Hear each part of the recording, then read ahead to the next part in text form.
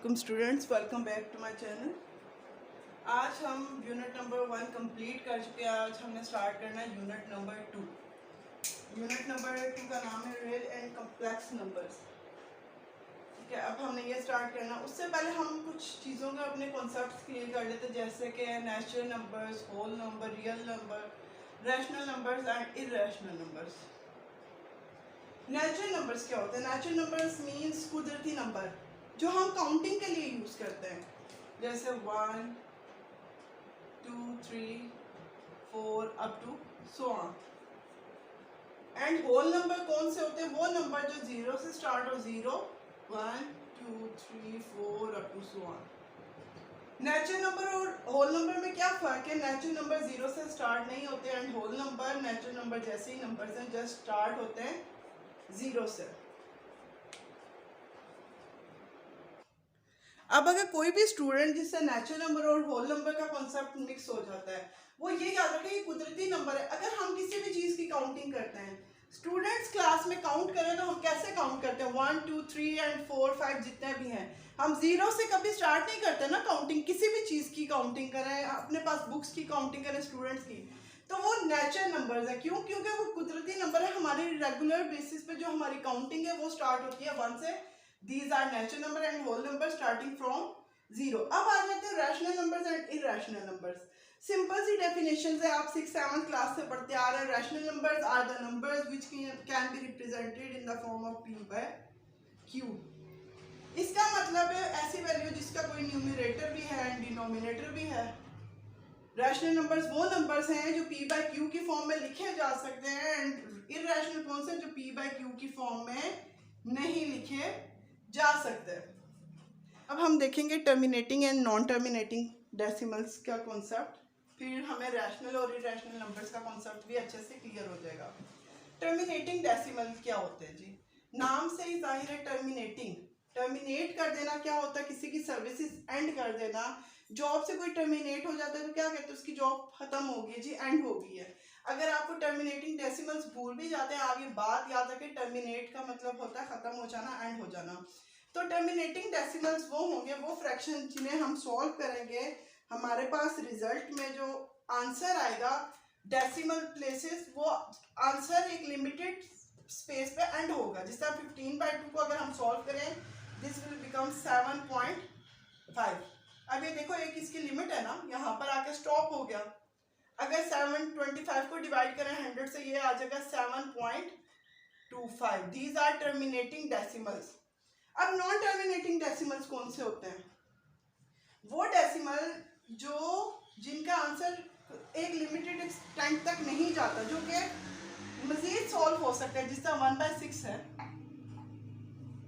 Point लगा 0, 6 into 1 is 6, 4 आ गया, point की वजह से 0 लग गया।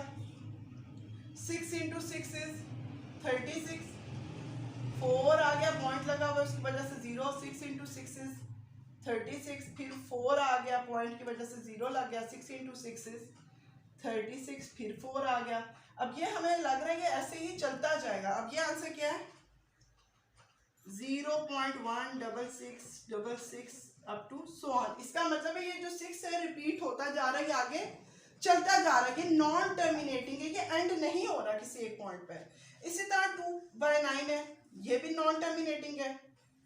इसका भी जब हम डिवाइड करेंगे, इसका भी आंसर ऐसे ही आएगा। 22/7 है, 22/7 का आंसर आ जाएगा जी 22 divided by 7 becomes 3.142857 143 up to so on. इतना आंसर हमारे कैलकुलेटर पे आ गया, यानी कि ये अभी भी चल रहा है।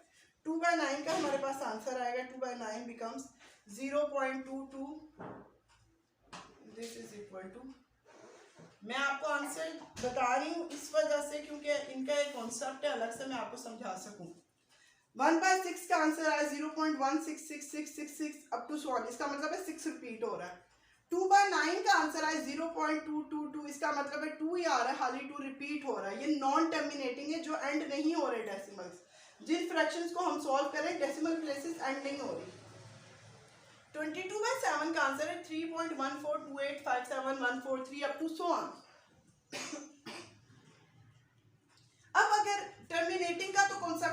आपने देख लिया, आपको समझ आ गया टर्मिनेटिंग क्या है।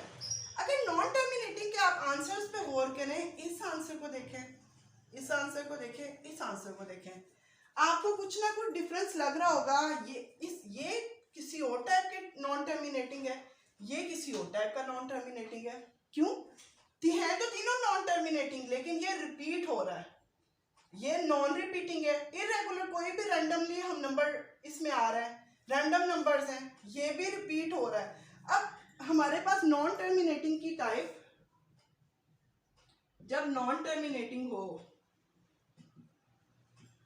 इसमें दो चीजें आ जाती हैं, रिपीटिंग एंड नॉन रिपीटिंग।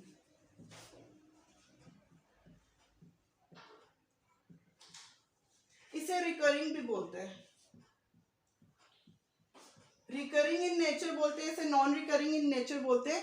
अब रिकरिंग या रिपीटिंग का क्या मतलब है ना, अगर आपको रिकरिंग का नेम से भूल भी जाता है, रिकरिंग का दूसरा नाम रिपीटिंग है। रिपीटिंग का मतलब वो टर्मिनेटिंग डेसिमल जो चल तो रहे हैं लेकिन वो रिपीट हो रहे हैं किसी भी इंटरवल से, जिस तरह 0.222 अप टू सो ऑन। ये हो सकता है 0.646464 अप टू सो ऑन। इसका मतलब है 64 का डिजिट बार बार रिपीट हो रहे हैं। इसी तरह नॉन रिपीटिंग में क्या होगा, ये भी कुछ भी हो सकता है, ये नॉन रिकरिंग इन नेचर 0.14672910। अब ये आपको पता चल रहा है ये चल तो रहा है लेकिन इसका कोई स्पेसिफिक पैटर्न नहीं है, जिस पैटर्न से चल रहा है रैंडम नंबर्स आए, सो इट इज नॉन रिपीटिंग। ये नॉन रिपीटिंग है हमारे पास।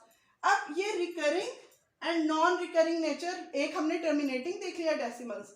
टर्मिनेटिंग डेसिमल्स कौन से, जो टर्मिनेट हो जाते हैं, एंड हो जाते हैं किसी स्पेसिफिक डेसिमल प्लेस पे। नॉन टर्मिनेटिंग कौन से, जो कि हमारे डेसिमल प्लेसेस चलते जा रहे हैं, अभी एंड नहीं हो रहे। उसमें दो टाइप्स आ जाती है, रिपीटिंग एंड नॉन रिपीटिंग, यानी कि recurring and non recurring. Repeating का मतलब है वो डेसिमल जो खुद को रिपीट कर रहे हैं, एंड नॉन रिपीटिंग जो रैंडम नंबर्स हैं जो खुद को रिपीट नहीं कर रहे हैं। हाँ जी स्टूडेंट्स, हमने पहले रैशनल नंबर्स देखे थे, इरैशनल नंबर, फिर terminating decimal, non terminating, recurring, non recurring. अब रैशनल और इरैशनल नंबर्स का कॉन्सेप्ट बच्चों को इतने अच्छे से क्लियर नहीं होता कि वो क्या है। अब अगर आपने टर्मिनेटिंग एंड नॉन टर्मिनेटिंग अच्छे से समझ लिया है, आपने जस्ट क्वेश्चन को सॉल्व करके देखना है। अगर वो क्वेश्चन टर्मिनेटिंग हो, डेसिमल के अलावा भी टर्मिनेटिंग मीन्स P/Q की फॉर्म में लिखा जा सकता है, वो टर्मिनेटिंग है। अगर वो डेसिमल प्लेस पे जा रहा है, वो टर्मिनेट कर रहा है, रैशनल होगा। अगर वो नहीं भी टर्मिनेट कर रहा, वो अगर नॉन टर्मिनेटिंग है, तो नॉन टर्मिनेटिंग में रिकरिंग नेचर का होना चाहिए, फिर वो क्या है, रैशनल नंबर। जिस तरह एक्सरसाइज 2.1 में क्वेश्चन ही आप देख लें, 1/6 है। 1/6 को जब हमने डिवाइड किया था, अभी हमने ये वाला क्वेश्चन किया भी था, 1/6 सॉल्व करके it will become 0.16666 up to so on। ये तो चल रहा है, टर्मिनेटिंग थोड़ी है, लेकिन फिर भी ये नॉन टर्मिनेटिंग की कौन सी टाइप है जी, रिकरिंग। रिकरिंग है तो ये कौन सा होगा, रैशनल नंबर होगा। अब एक इरैशनल नंबर्स कौन से होंगे, जो नॉन टर्मिनेटिंग है। Non terminating and non recurring. Non terminating जो चल रहा है लेकिन इसमें कोई खास पैटर्न नहीं होगा, पैटर्न कोई नहीं होगा, रैंडम नंबर्स होंगे। नॉन रिकरिंग नेचर के जितने नंबर्स हैं वो इरैशनल है। जिस तरह हमारे पास पाई अगर आ जाता है, ये क्या है, इरैशनल। क्यों? क्योंकि जब इसकी वैल्यू को डिवाइड किया जाता है, अभी हमने देखा था 22 divided by 7, it will becomes 3.14287 up to so on. ये ऐसे डिवाइड होता जाएगा, लेकिन इसमें कोई खास पैटर्न नहीं है नंबर्स में, सो इट इज इरैशनल नंबर। अब रैशनल और इरैशनल नंबर्स का अच्छे से आपको कॉन्सेप्ट दे दिया। आई डोंट थिंक सो कि आपको कोई भी एक्सरसाइज 2.1 के फर्स्ट क्वेश्चन में कोई भी इशू नहीं होगा। अब स्क्वायर रूट ऑफ 3 है, अब आप रूट ऑफ 3 को सॉल्व करेंगे कैलकुलेटर पे। रूट ऑफ 3 है, उसे जब आपने सॉल्व किया, it will becomes 1.73205 up to so on. ये नॉन टर्मिनेटिंग है एंड नॉन रिपीटिंग है, so it is irrational number. First part हो गया गया एक्सरसाइज 2.1 का। 2.1 का सेकंड क्वेश्चन है, convert the following fractions into decimal fraction. Fractions हैं जी, फर्स्ट क्वेश्चन है, आप समझें 17 डिवाइडेड बाय 25। ये फ्रैक्शनल फॉर्म है, आपने इसे डेसिमल फॉर्म में लेके जाना है। इसका क्या मतलब है, इन्हें डिवाइड करना है। एमसीक्यूज में आ सकता है ये, शॉर्ट क्वेश्चन में आया तो आप इसे डिवाइड ऐसे 17/25। शॉर्ट क्वेश्चन में आप सिर्फ आंसर ही थोड़ी लिख सकते हैं, शॉर्ट क्वेश्चन में आ जाएगा, आपने इसे ऐसे अटेम्प्ट करना है डिवाइड करके। और अगर एमसीक्यूज में आ जाए आप इसे कैलकुलेटर से 17/25 करेंगे, जो आंसर पॉइंट में आएगा वो डेसिमल फॉर्म हो जाएगी। Now moving towards question number 3। Question number 3 is which of the following statements are true and which are false। इसका फर्स्ट पार्ट है 2/3 is an irrational number. 2/3 irrational number है। आप क्या करेंगे जी, 2/3 को डिवाइड करेंगे कैलकुलेटर से। 2/3 का आपके पास आंसर आ रहा है 0.666666 अप टू सो ऑन। इसका मतलब है ये 6 रिपीट हो रहा है। ये हमारे पास रिकरिंग नेचर का है, तो ये रैशनल होगा इर्रेशनल। हमने पहले पढ़ लिया जो रिकरिंग नेचर के हैं वो हमारे पास रैशनल होते हैं। So it is rational, this statement is false. ये हमारी फॉल्स स्टेटमेंट है। आप 1 मिनट में कैलकुलेटर पे ये लिखेंगे टर्म, आपको पता चल जाएगा रैशनल है इर्रेशनल है। टर्मिनेटिंग के बारे में भी पूछा हुआ है, रिकरिंग के बारे में पूछा हुआ है। सब कॉन्सेप्ट आपके कंप्लीट हो चुके हैं, ये थर्ड पार्ट आपने खुद करना है। क्वेश्चन नंबर 4 पे आ जाए जी, वो है represent the following numbers on the number line. हमने नंबर्स को रिप्रेजेंट करना है नंबर लाइन पे। क्वेश्चन नंबर 4 है, इसका फर्स्ट क्वेश्चन है 2/3 को हमने नंबर लाइन पे रिप्रेजेंट करना है। हमारे पास 2/3 है। 2/3 का मतलब है कि हमने अभी फर्स्ट लेवल पे ही है, 0 से 1 के दरमियान नंबर लाइन पे हैं। अब जैसे ही सेकंड और थर्ड क्वेश्चन करवाऊंगी आपके सारे कॉन्सेप्ट्स क्लियर हो जाएंगे। 2/3 का मतलब है 0 से 1 के दरमियान हमने 3 पार्टीशंस करनी है, इसे 3 इक्वल पार्ट्स में डिवाइड कर देना है। और 0 से 1 की तरफ जाते हुए जो सेकंड पार्ट है, this is first part, this is second part. जो सेकंड पार्ट की पार्टीशन है उस पे ये पॉइंट लाई कर रहा है 2/3, ऐसे इस पॉइंट को ड्रा कर देंगे। अब अगर इसका सेकंड पार्ट देखें, वो भी मैं आपको इसी नंबर लाइन पे बताती हूँ। Second part is -4/5। -4/5 है, ये अब नेगेटिव साइड पे हमने मूव करना है। अब इसका मतलब है ये 0 से 1 के दरमियान ही है अभी, लेकिन 0 से -1 के दरमियान जो पार्ट्स हैं उन्हें 5 इक्वल पार्ट्स में डिवाइड करते हैं। अब देखते हैं 1 2 3 4 एंड दिस पार्ट इज 5। हमने इन दोनों के दरमियान 4 लाइंस लगाएंगे तो 5 इक्वल पार्ट्स हो जाएंगे। अब फोर्थ पार्ट पे ये नंबर ड्रा करना है 1 2 3 4, दिस इज -4/5। थर्ड क्वेश्चन देखिए, अब आपको समझ आ जाएगी कि ये मैंने 0 से 1 तक किस तरह कैसे आपको पता चला ये 0 से 1 तक का पोर्शन है। Third part is 1 3/4, 1 3/4।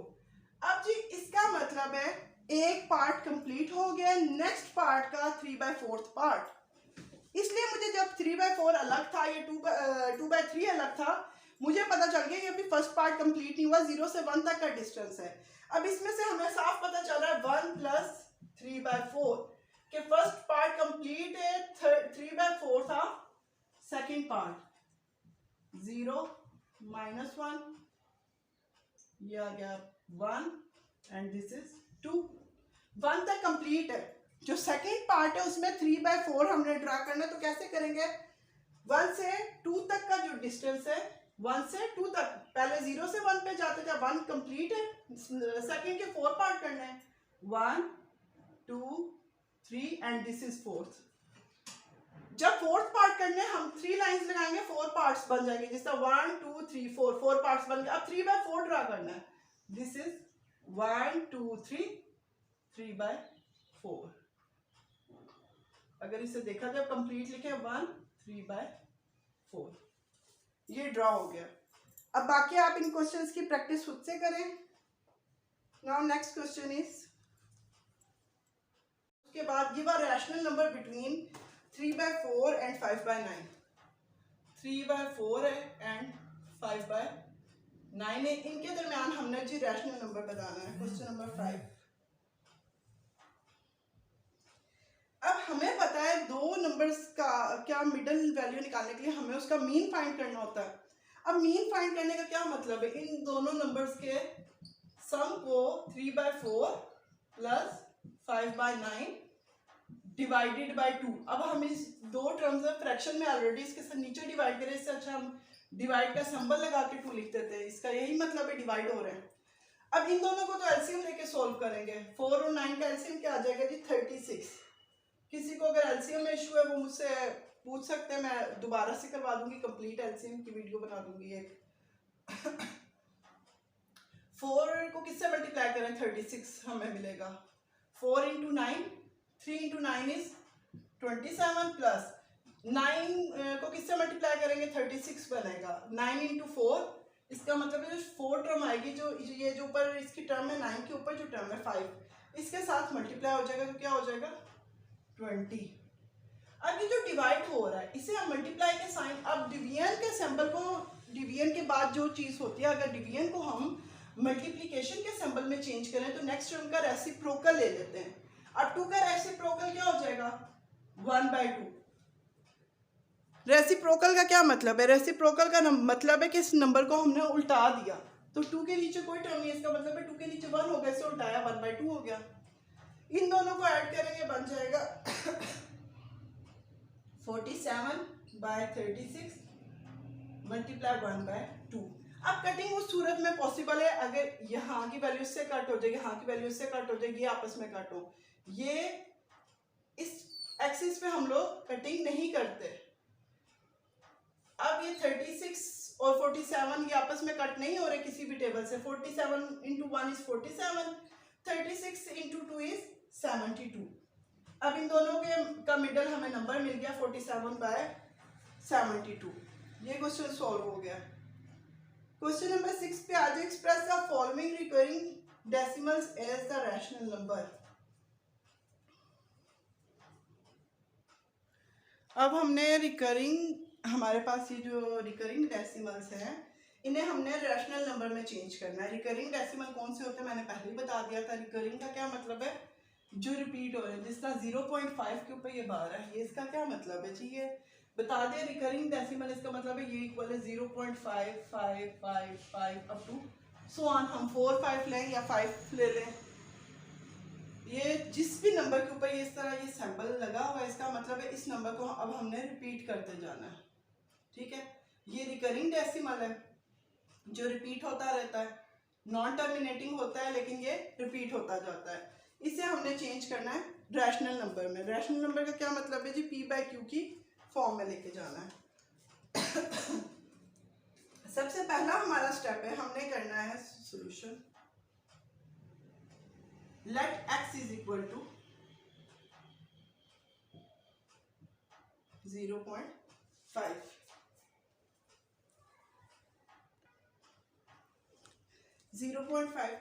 अब इसके बाद हम लोग ये अगर बाहर हटाए तो x किसके इक्वल आ जाएगा 0.5 1 2 3 4। हमने 4 टाइम 5 लेके अप टू सो ऑन कर दिया कि ये 5 चलता जा रहा है, और हमने 4 दफा ये 5 वाली वैल्यू ले ली, इसे इक्वेशन नंबर 1 का नाम दे दिया। अब हमने क्या करना है जी, अब आपने देखना है क्वेश्चन की तरफ। क्वेश्चन में जब आपने देखा 0.5 पॉइंट के बाद कितने डिजिट्स हैं 1, इसका मतलब है अब आपने इस फ्रैक्शन को जो फ्रैक्शन सॉरी मैं कह रही हूँ जो फर्स्ट इक्वेशन है इसे मल्टीप्लाई कर दे 10 से। पॉइंट के बाद जितने डिजिट होंगे 1 के आगे उतने 0 लगा दें। क्वेश्चन नंबर 2 और 3 इस वजह से मैं ये बता रही हूँ, मैंने क्वेश्चन नंबर 2 और 3 आपको नहीं करवाना। क्वेश्चन नंबर 2 में ऐसा है 0.13 के ऊपर 12, ये हो जाएगा 0.13 13 13। आप 13 के 3 पेयर्स ले लेंगे अप टू सो ऑन। अब क्वेश्चन को देखेंगे पॉइंट के बाद कितने डिजिट्स हैं, 2 डिजिट्स हैं। 1 के आगे 2 0 लगा के इस इक्वेशन से मल्टीप्लाई करेंगे, यानी कि किससे करेंगे 100 से इसे मल्टीप्लाई करेंगे। अब इस क्वेश्चन में हम क्या करेंगे, 1 के पॉइंट के बाद 1 डिजिट है क्वेश्चन में, हम मल्टीप्लाई बाय 10 कर देंगे इक्वेशन 1 को। ये क्या हो जाएगी 10x is equal to, calculator पे करें, 10 इंटू 0.1234, 4 टाइम्स हमने 5 रखा था तो 4 टाइम्स ही 5 लेंगे। This is 5.5555। अगर ये नॉन टर्मिनेटिंग था, ये चलता जा रहा है, तो उसका मतलब ये साइड भी चलती जाएगी। अब एक आपको हिंट दे दूं, अक्सर बच्चों का क्वेश्चन क्यों गलत होता है, यहाँ आपने पॉइंट के बाद कितने डिजिट्स लिए हैं, 4 डिजिट्स। जब आप इस पूरे इसी 4 डिजिट्स भी लेके ना 10 के साथ जब मल्टीप्लाई करेंगे, ये आंसर आएगा 5.555 आएगा। लेकिन आपको पता चल रहा है ना कि नॉन टर्मिनेटिंग है, इसके आगे भी अगर हम और टर्म भी लेंगे 5 ही आएगा। तो आपने यहाँ पर पॉइंट के बाद जितने डिजिट्स लिए हैं, हमने यहाँ पर पॉइंट के बाद 4 डिजिट्स लिए हैं, इधर भी आप पॉइंट के बाद 4 डिजिट्स लेंगे।